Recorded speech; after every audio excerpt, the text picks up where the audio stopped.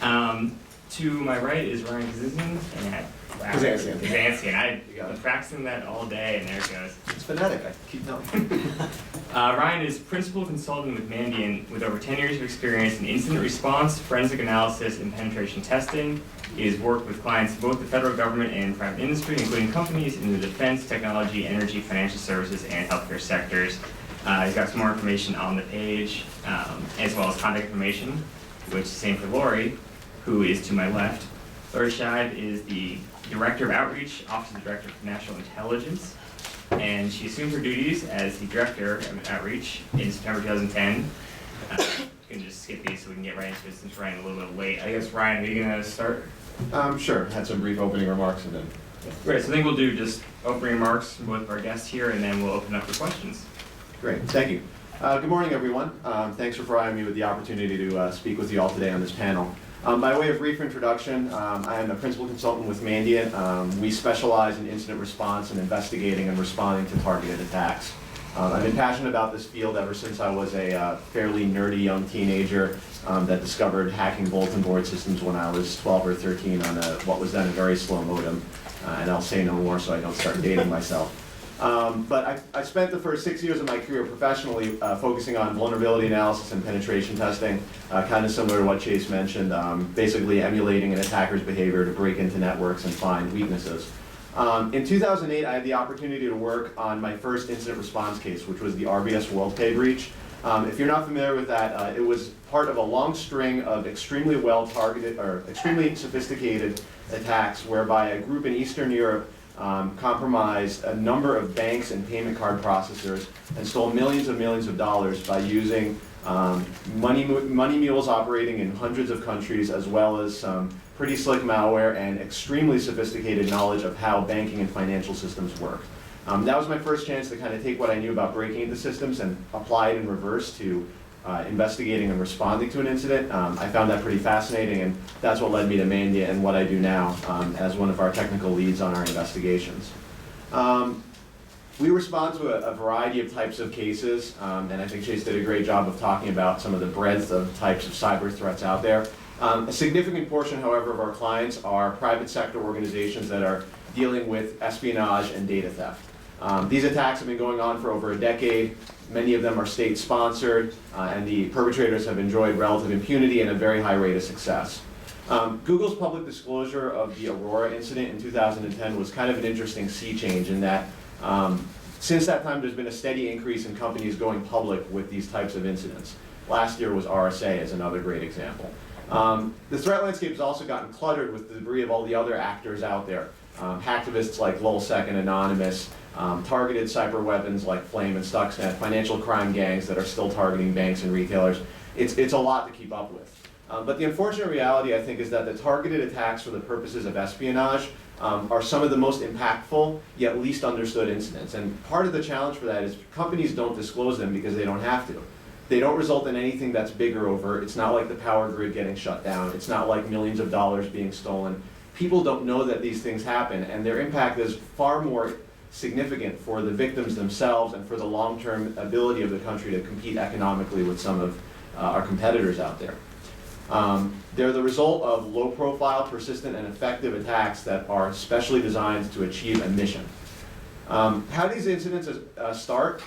Chase had mentioned a number of attack vectors. Spear phishing is the most common, but the reality is we usually don't even see what the initial attack vector was because it happened too long ago.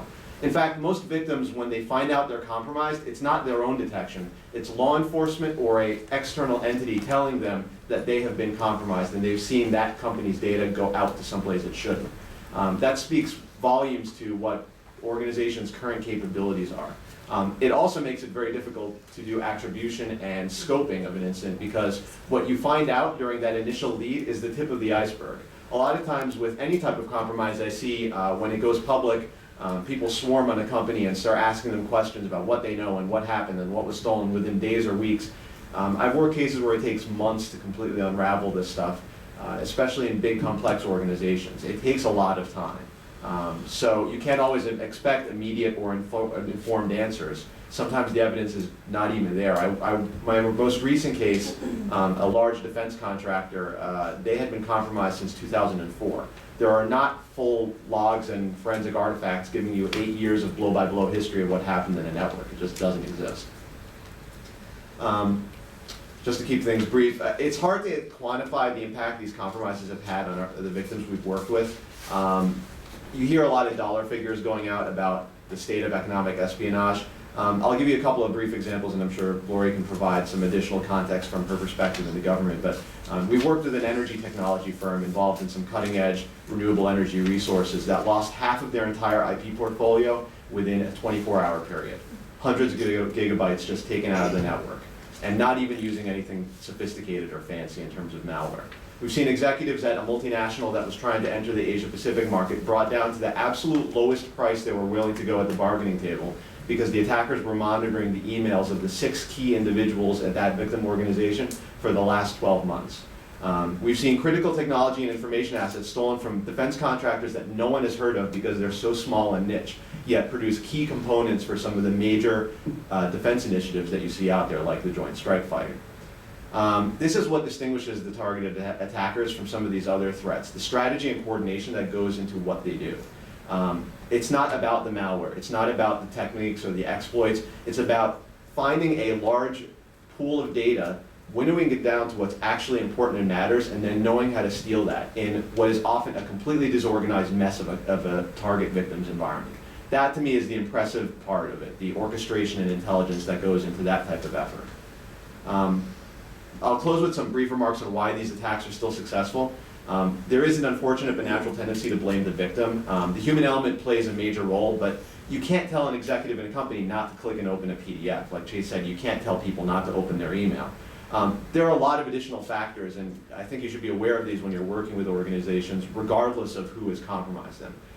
Most corporate networks are a cluttered mess of technologies that have either evolved since the inception of the network or been brought in through mergers and acquisitions.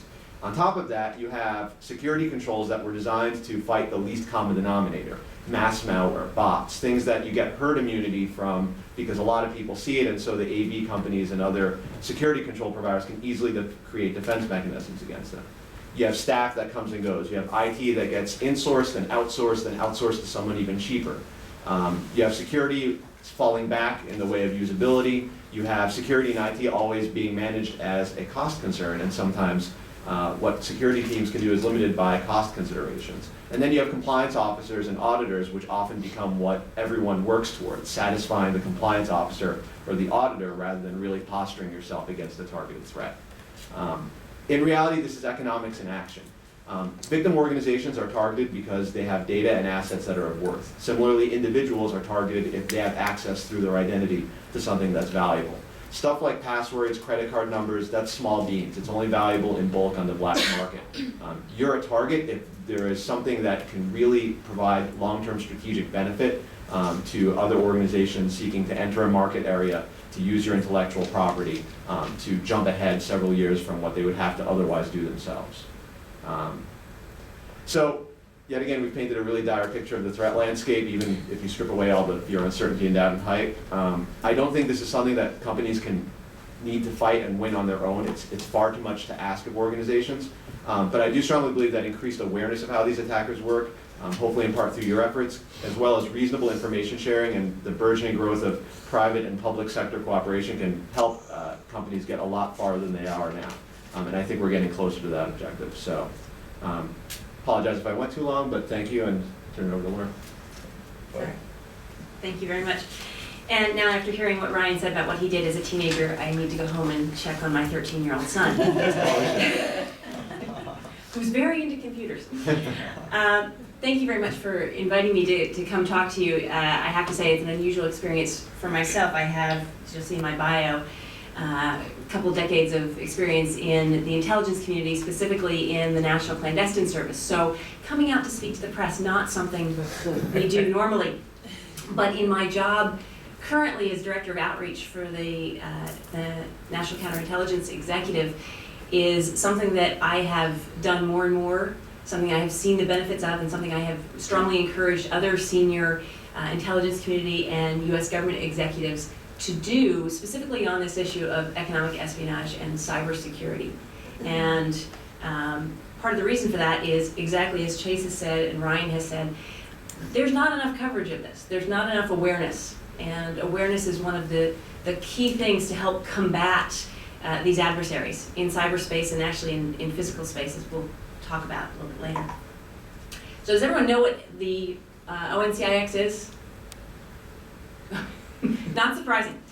When I took this job actually 2 years ago, and Bear Bryant, who was then the National Counterintelligence Executive, he had been the Deputy Director at FBI, he had asked me to come start up an effort to do private sector and public outreach on counterintelligence. And I said, well, I was from the government, I knew what counterintelligence executive was, how hard could this be? My first event I went out to was a forum with small and medium-sized businesses, and I had my nice cards, which had my true name and my true affiliation. It was another cool thing. Walking up to someone, handed them my cards, and said, hi, I'm Laurie Schive, I'm from the Office of the National Counterintelligence Executive. And the woman, big smile on her face, and she said, your company did such a wonderful job on my kitchen. I was so happy. So there was a need for outreach and awareness. And that was in Washington. So I had my work cut out for me. I'll tell you a little bit about what NCIX does. We are an office under the Director of National Intelligence, ODNI, and we actually predate the ODNI. We actually, the National Counterintelligence Center was started by a congressional action in the year of the spy in 1994. Aldrich Ames, Rick Hansen, both Congress and the White House said, we really need to do something more strategically at a national level on counterintelligence. In 2002, the Congress and the White House said we need to actually strengthen the authorities for counterintelligence, and there was a Counterintelligence Enhancement Act in 2002. And I raise that because it specifically calls out the need to do public and private sector outreach and awareness and involvement of the private sector in counterintelligence issues. When the ODNI was established, NCIX fell under the ODNI, and most recently last year, what was the Special Security Center, and is now the Special Security Directorate under the ODNI, was put under NCIX. So what we have as a mission is jointly counterintelligence and security for the intelligence community, the US government, and in some cases, by statutory authority, out to the private sector and the public. A couple of key mission areas that we focus on. One is security clearance reform. And usually I talk to a room where people have security clearances. And so they're very interested personally in how to retain them, how to keep them, how to get them, how not to lose them. What one of our offices does is look on how to improve getting a clearance. The process sometimes takes a little bit longer than most people would like, and then how to handle reciprocity of clearances from one government agency to another. We also work on supply chain risks. We look at, for mainly the intelligence community, but we're also helping the US government on looking at how to mitigate the risks of bringing things into the supply chain. And when we talk supply chain, it's everything from software into a network, to hardware, to large systems like the Joint Strike Fighter. How to improve security and counterintelligence measures for your supply chain. That has an impact on the private sector. Supply chain risk management is a growing issue, particularly in this globalized economy, where you don't actually have US companies that solely manufacture in the US using solely a US workforce. It's a global environment, a global economy. Supply chain management is not just an issue of getting things there on time and under budget. From our concern, it's on time, under budget, and also, by the way, not compromised. We work a lot on insider threat detection. ONCIX and FBI jointly chair something called the National Insider Threat Task Force. There was an executive order in the fall designed to, and this was as a result of some stories you may have read in the press about disclosures of classified material on a little website named WikiLeaks. There was some concern about the protection of classified networks in the US government, and so this executive order the first part of it was about securing classified networks. The second part was implementing insider threat detection programs in every US agency, federal agency, that has access to classified networks. That's 72 or 73 agencies, a lot. the task force is designed to help those agencies set up insider threat detection programs. And I'll talk a little bit more when we have a chance and question and answer on that. Warning awareness is a big issue. It's what I do pretty much every day, both on the classified side and the unclassified side, looking at what are those over-the-horizon threats from foreign intelligence services primarily, and raising awareness in those stakeholder groups in the U.S. government, private sector, in the public, of things that they need to be concerned about and take action against. Finally, economic and industrial espionage, which is part of the reason, I think the primary reason why I was invited here, is our work that we're doing on economic and industrial espionage. Have all of you read the last economic espionage report? Have you heard of it at all? Some people are nodding, good. Some people have read it. That was intentional to get that out to the press. We've actually had the requirement, ONCIX has had for quite some time now, many years, to do an annual report to Congress and to do an unclassified report to Congress on foreign economic collection and industrial espionage. That was the old name for it. It had the rather unfortunate acronym of FECE, so we changed it this year. We decided if we're making a big press push that wouldn't sell as well. So we changed it to foreign spies stealing economic secrets in cyberspace. A couple things different in the report that we did that some of you may have noticed is number one, we called out specific countries. This is something that the U.S. government hadn't done before, the intelligence community hadn't done before. We specifically called out China and Russia as the most active foreign actors in the area of economic espionage, particularly cyber-enabled economic espionage. But now I say China and Russia, we've said it in the report. We also say in the report that there are many other countries that are out there who are capable of committing economic and industrial espionage. I talk a lot to companies, and when companies come to me and they say, well, okay, we understand we have to be careful about what we're doing in China, but Africa's okay, right? No. So a lot of the awareness is, it's not just two countries.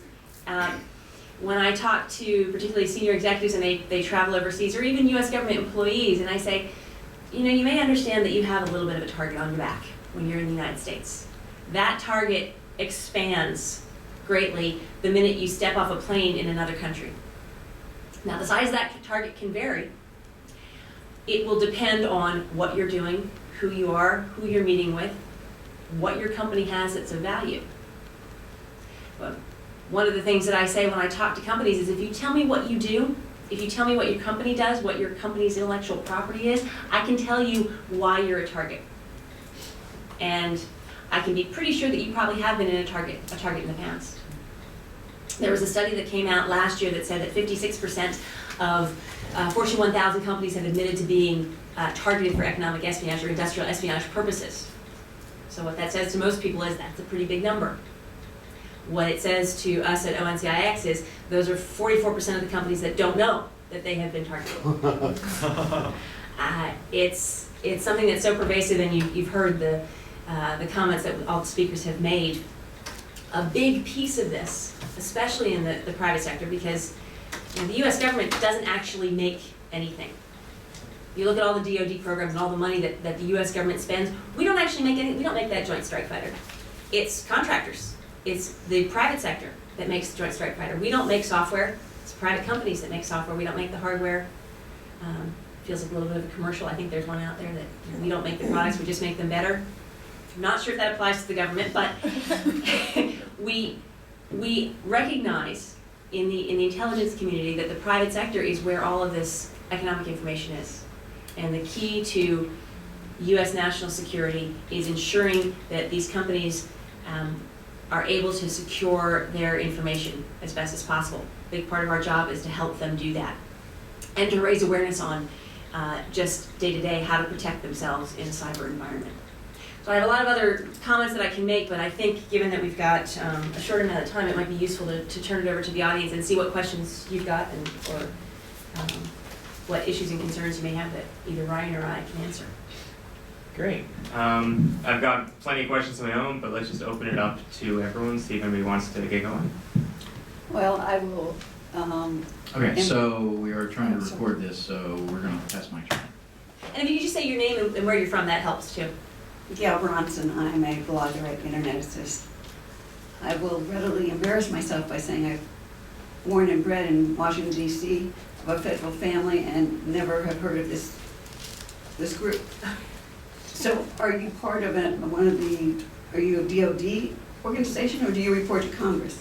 No, we are in the executive branch. We are under the Office of the Director of National Intelligence, under Director Clapper, and part of the intelligence community. So when the ODNI was stood up, we actually had been a separate independent organization, but still in the intelligence community, and we were put under ODNI. So if you look at our website, which is www.ncix.gov, you'll find quite a bit of background information, some of our founding authorization and legislation. You'll also find a copy of our economic espionage report, as well as some awareness posters that we do on insider threat and economic espionage. Thank you. In the back? I'm Laurie, Eric Engelman from Bloomberg News. I wondered if you could elaborate at all at some of the work that your agency is doing in the area of supply chain risk, and also the topic of U.S. executives who are traveling overseas. Sure. Yeah, on supply chain risk, it's actually more in the, it's not as focused right now in helping the private sector and putting information out. Most of it is looking at, first and foremost for the intelligence community, of what, and it's threat focused. Although we say supply chain risk as a larger umbrella category, what we in the IC are looking at is what are the foreign threats in the supply chain.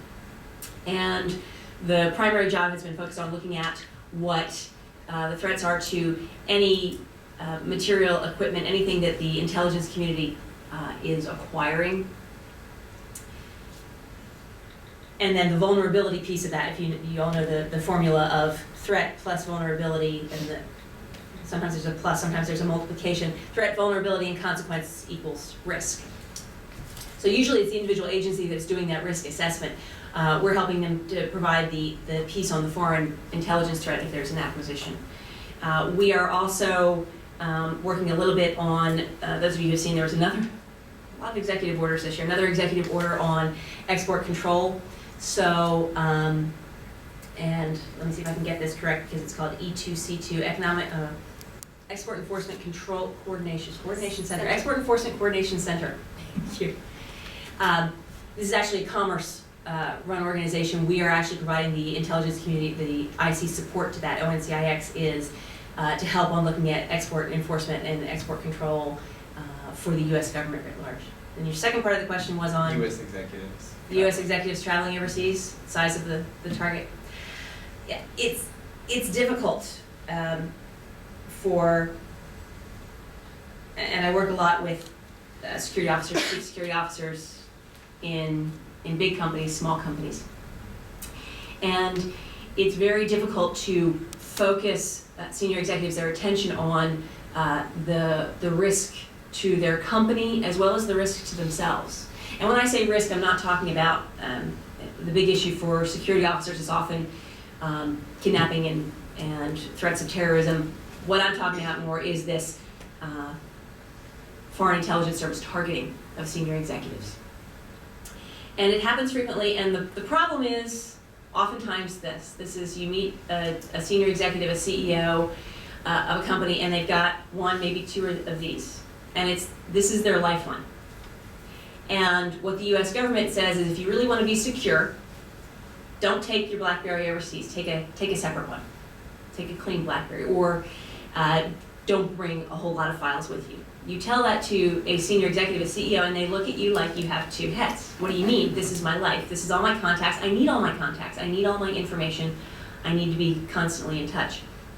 So convincing senior executives that there is a potential threat is a difficult proposition. What I have found personally in talking to some of these folks is they listen to you a bit when you explain to them what the cost is to their company and the long-term cost, not just you're going to have a dip in your quarterly profits, but you're going to have a long-term, multi-year, possibly fatal impact on your company's competitiveness. Something that helps sometimes is when I say to them, it's not just a potential threat to you, it's a potential threat to your family, to your children.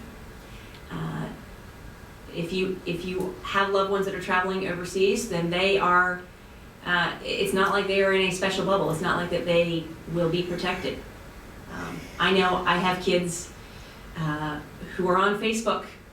I'm not sure how the one actually goes to college and does his Facebook postings at the same time. I think he's doing it in class. But you have a lot of college-age children, high school-age children, they travel overseas. They also post a lot online. They will, if you read your child's Facebook page, you will find out a whole lot more about your child than you will hear over the dinner table. Guess what? Foreign intelligence services will find out a lot more about your children as well. And if you put together, we haven't even gotten into the issue of social media and the vulnerabilities of social media. It's not a bad thing. It's a great tool. You just have to learn how to use it responsibly.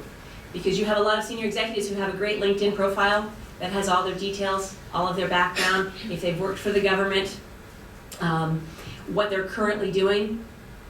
And usually you can find either their Facebook page or one of their children's Facebook pages and do a nice little matchup of what their family is doing, where they're going, how they could be potentially a target of interest for a foreign intelligence service. So a lot of times talking to them about what the threats are to people who are close to them often resonates better than telling them what the threat is to themselves personally. Ryan, do you have any comments on social media in particular? Well, first with social media, you mentioned like LinkedIn, and it's, I think Chase had brought this up too, it's pretty fascinating to watch some of the groups and information that'll go on LinkedIn. You'll see there's, especially in this area, LinkedIn groups like TSSCI cleared contractors working on satellite technology. And it's like, if you've gone to any of the OPSEC briefings, you don't do that. Yet people, there's dozens and dozens of groups like that. People paint targets on themselves. One other thing I wanted to bring up that's kind of tangentially related, Laurie was speaking about talking to executives and convincing them of the threat in terms of travel overseas. We kind of have similar experience when we're working with some of our customers hand in hand with law enforcement. When law enforcement has notified a company that they've been targeted by espionage, and we're in those briefings with them and assisting them with the actual investigative effort. Usually the first reaction is shock and surprise, followed by let's get legal counsel in here right away so that we can determine how we can cover our bases as best as possible, disclose the least amount we need to, and also, of course, fix this problem as quickly as we can. So often it takes some convincing to keep them from wanting to jump off the ledge. But the other thing that we found helps a lot, and this varies a lot from industry to industry, is letting them understand that they're not alone. In the defense contractor sector, this isn't an issue anymore. Every defense contractor knows that every other defense contractor has been compromised, especially if you're working on one of the major projects. It's not a secret. There are industry groups within those circles that share their threat intelligence in a fairly open, free way compared to some other industries, and so it's no longer that big of a secret. Other industries that have been more recently targeted for the purposes of state-sponsored espionage, law firms, energy and utility companies, companies doing mining, companies involved in renewable energy and other emerging market technologies. In some regards, they are less familiar with this, and so their initial reaction when you give them the sort of briefing, either proactively or in response to a detected incident, is complete shock. Like they think, oh my God, am I the only person this has ever happened to? What's going to happen to my business? And again, it's talking them off that ledge and making them realize that, look, this is a pervasive issue. It's not just you. It's not something that you did explicitly wrong that your partners and competitors have done right. It's just a problem that everyone is dealing with right now, and here are some steps that we can take to make this a little better, make it a little more expensive, so to speak, for the bad guys to get back in the second time around. I'm going to use my moderator abuse here just to ask a question of my own. For both of you guys, do we have a sense of what percentage or how much of this type of corporate espionage is something where it's an individual hacker or hacker group that's trying to get the secrets to sell in the market versus how much is targeted by another company or government? I guess I can.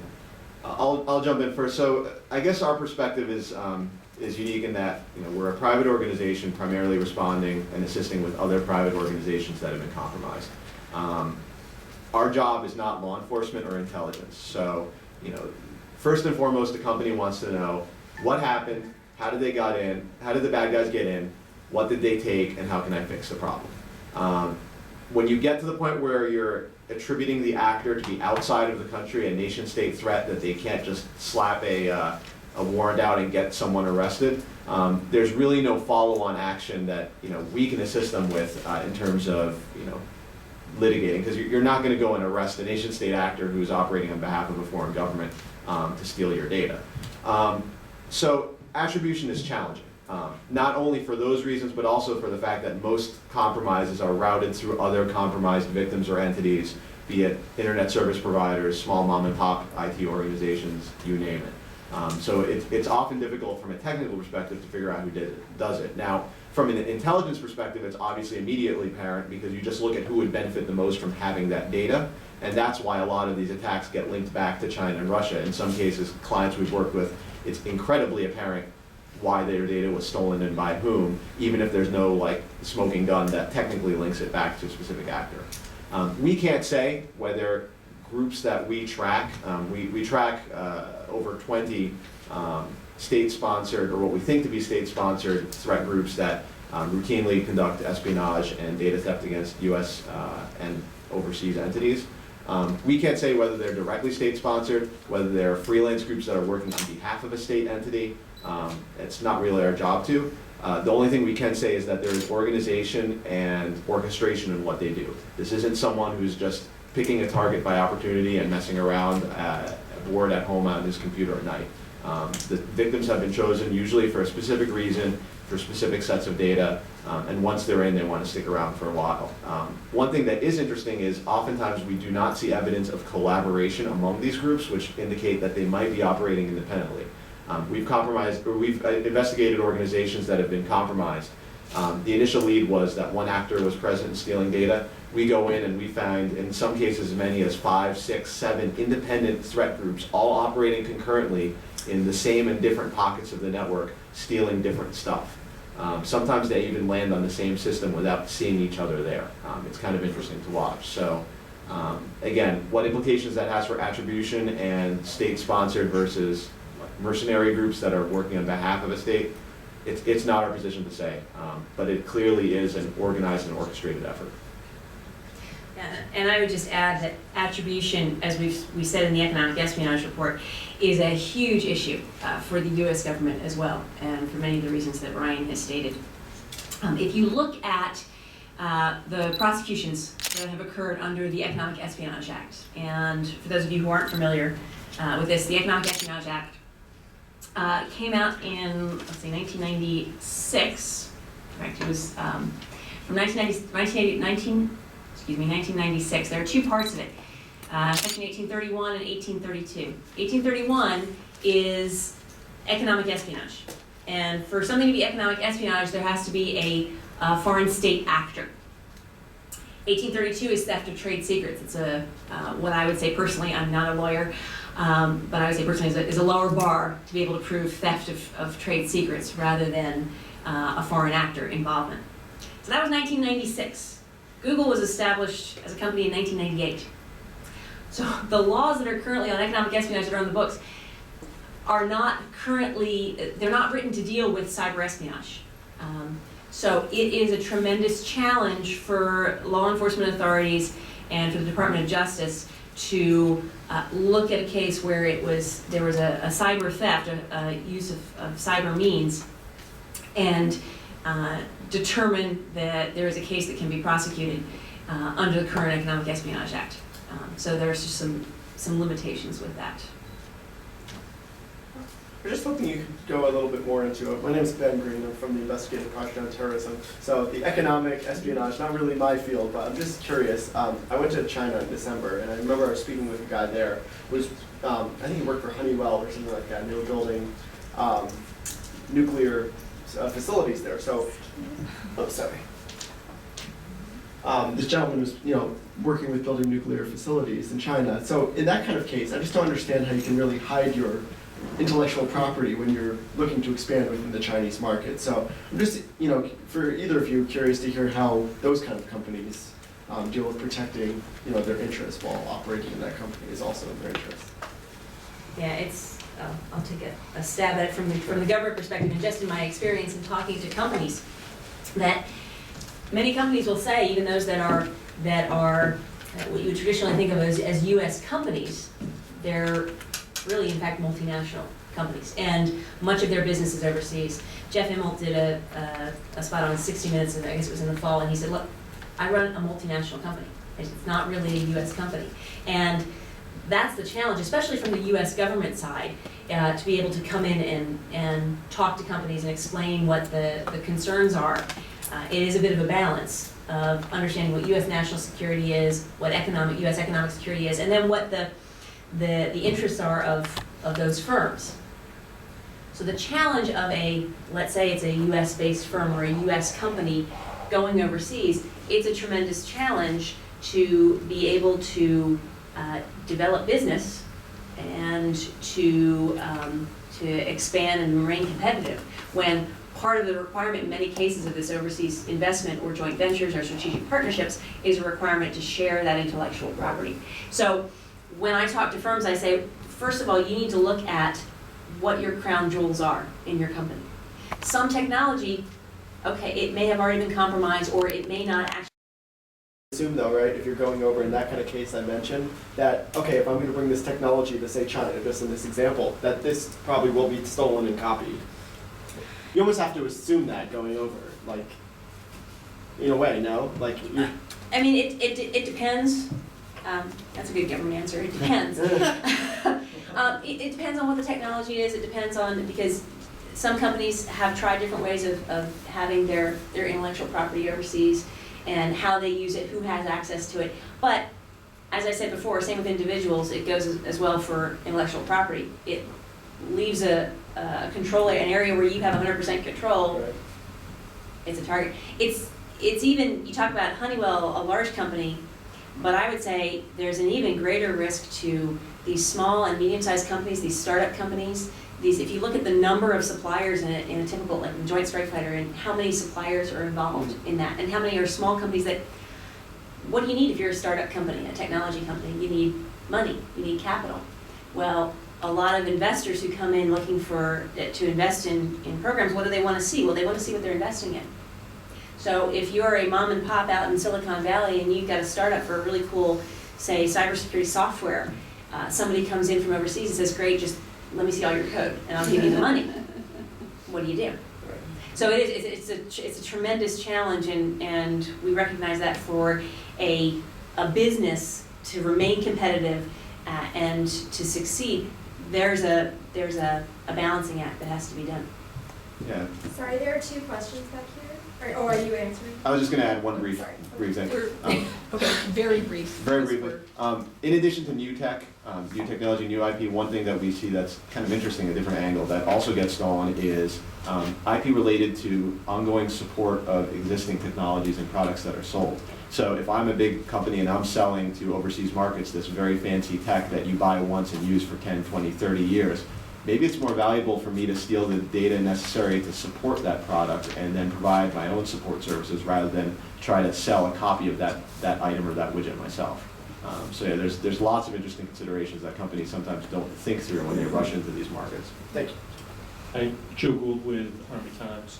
Of course, the WikiLeaks incident that you mentioned originated from inside the Army, and I was wondering if your organization has a relationship with the armed services at all, and maybe the extent to which the military itself is dealing with this threat. We do have a relationship with, as far as the armed services and all of the different services. Actually, they have an intelligence arm, and so they're involved from both the counterintelligence and the security side. We work closely with the Defense Security Service, which is, of course, responsible for cleared defense contractors for classified contract work. So we are working with DoD elements very closely, particularly on the issue of insider threat programs and development of those in assisting. And if you consider it, we are essentially, we provide a lot of national level advice and support to both IC and US government agencies, to include DoD. Yeah, I've got a question back here. Zach Toombs with the Center for Public Integrity. When you're attributing an attack, how do you discern between whether it's coming from a rogue hacker who's acting with, I guess, based from a location in China or Russia or any country, and a hacker who's working in conjunction with a foreign intelligence service or a foreign government? So the geographical attribution itself, as I said, can be tricky if you're just looking at the technical data, because again, attackers can route in through anywhere. It's difficult, and I don't think we are necessarily, as a private organization that does these investigations, even though we see all of the evidence from end to end, we're not always able to make that definitive conclusion. Is this directly an action of the state or a group assisting with it? The only thing that we do see distinctions among the groups that we track is that there are certain cases where there's a lot less organization in the data theft than others. For example, we'll see one entity that gets compromised, the attackers will do reconnaissance for a little bit, and then just basically steal the entire contents of whole file servers wholesale, just take huge chunks of data at once, regardless of whether it's useful or not, things that would help them or not, it's just blindly grabbing at everything. And then we contrast that with organizations that get targeted. The attacker immediately burrows their way into one database or one file server and one directory containing 10 files that are really, really important, and that's all they take. So from comparing and contrasting the orchestration and the methodologies that the actors are exhibiting as they compromise the environment, we can make some inferences about at least how well planned out their initial objectives were. But again, we're operating from kind of a blind perspective where we have to infer based on what evidence we see. We don't always know what happens behind the scenes or behind the keyboard. So you're saying if it's more targeted, then it's more likely to be in conjunction with a foreign intelligence service? Or you're saying that's not really a tell to whether or not it's a rogue hacker or not? Well, I mean, even if it's extremely targeted, it could be a mission objective that someone pushed down to, someone operating on behalf of the state. Again, we're not law enforcement or intelligence, so we can't make that final conclusion. But again, I do think that when you see an organization get targeted and the actors are going after something very specific that would require a lot of research to even know that that is the place to get it and this is the victim you go after, to me that implies that there's intelligence behind that decision-making process. And is a little different from the blind wholesale acquisition of large volumes of data, which kind of tells you we may not necessarily know what we want out of this organization, so we're just going to take the kitchen sink and figure that out later. Yeah, no, I think that's a Cool. great answer. We have one over here. I'm Amber Corin, I'm with Federal Computer Week. Laurie, I have a question for you. Is there an established policy for use of social media? If we can go back to social media for a second, is there established policy for use of social media in the IC? And then for Ryan, the established policies that you're aware of in the government, I'm most interested in DoD, are they effective? In the intelligence community, in fact, in many federal agencies, there are policies, agency by agency, for use of social media. Now, you've got policies and regulations on use of social media as far as on government-owned computers, but then you also have a lot of recommendations to government employees for use of social media in their own life. So, and different agencies have different policies, but there is a difference between if you're using something on a government-owned computer and obviously a government-monitored computer versus what you're doing at home. So the home piece, a lot of the efforts in agencies, and FBI has been very good at this and putting a lot on their website, in fact, as well. It's recommendations to raise awareness of what can potentially be done with information that you post on social media. There's this divide, it seems, if you talk to government employees, and if they're in their, this is gross generalization, but if they're in their 50s or 60s, they've got AOL as their email address. And if they're in their 40s, they've got Yahoo. And if they're in their 20s to early 30s, they've got Gmail. And most teenagers, they're like, email, what's that? I just text. So the ease with which people use social media and email and various electronic communications, it varies. And so a lot of social media policies, at least in government agencies, try to address that breadth, not to scare people to death, but to let them understand this is not the same thing as having a conversation in your living room or over a cup of coffee with a friend.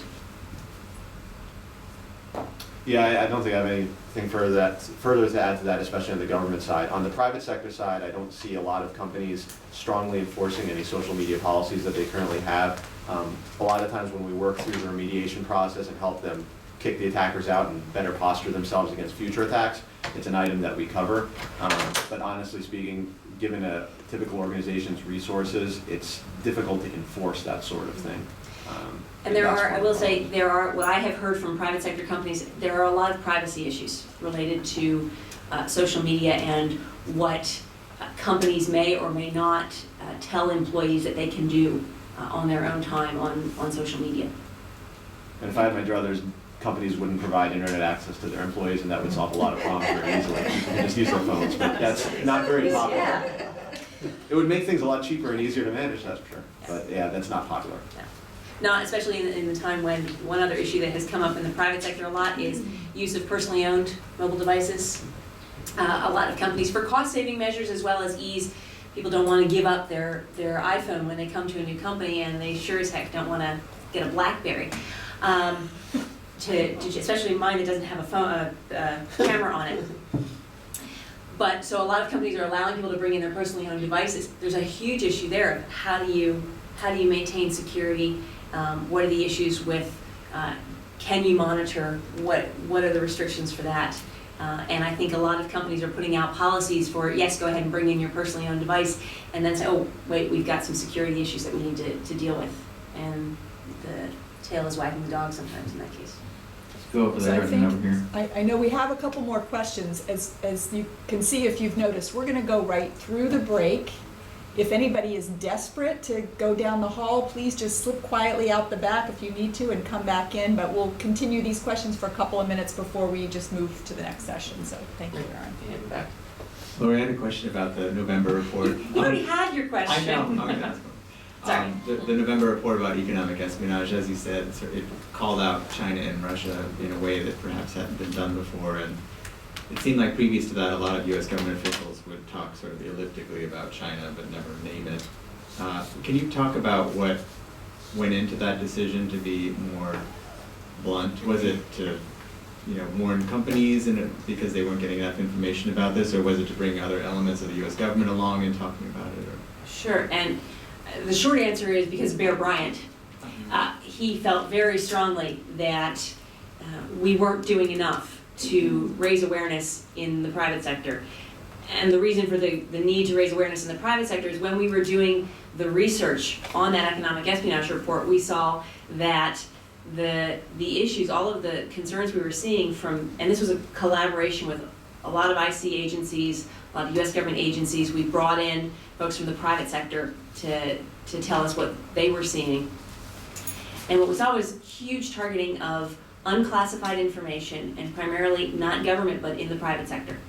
And so we realized that somebody had to step up and name some names. And I give Bear Bryant full credit for saying, the line's going to stop here, and I'm gonna say something in public. And the big surprise to this, of course, was that it was no surprise to anybody that this is what the report said.